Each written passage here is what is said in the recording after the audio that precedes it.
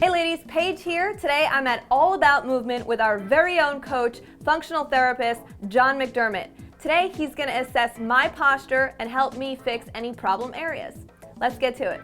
When we talk about posture, we have to understand that it's kind of a snapshot of what's going on inside somebody's body. So we're going to take a look at Paige. We're going to see if her ears and shoulders and hips and knees and feet are all aligned with each other. So you can see that we have much more rotation to the left than we do to the right. When I go to take her to the right, I get stuck right about there. Can you feel that, Paige? Mm-hmm. Yeah, when we go here, there's a rotation blockage, if you will.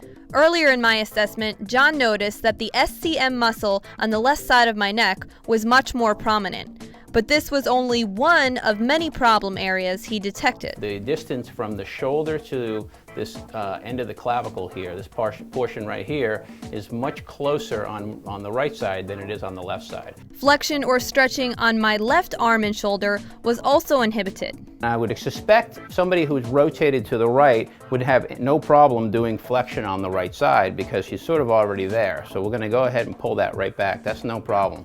But when I come over on the left side, I want to see a comparison from one side to the other. As I pull back here, you can already feel there's a lot of tightness that goes on. So you stop right about there, and again, further confirming that rotation to the right. So that's something we're going to have to definitely work on. And once again, my spinal rotation to the right limited my leg and hip movement. You can see we can drop down completely to the left, but when we go to the right, we get that pull right about there. During our assessment, we noticed that this happens to be Paige's trouble area. We call this the thoracic spine. There are 12 of those vertebrae. And she was rotated to the right, which means all of these vertebrae were sort of pulled in this direction right here. All right, so after my initial assessment with John, I learned that my T-spine was rotating a little bit too much to the right. I had some issues with my feet as well as my hips.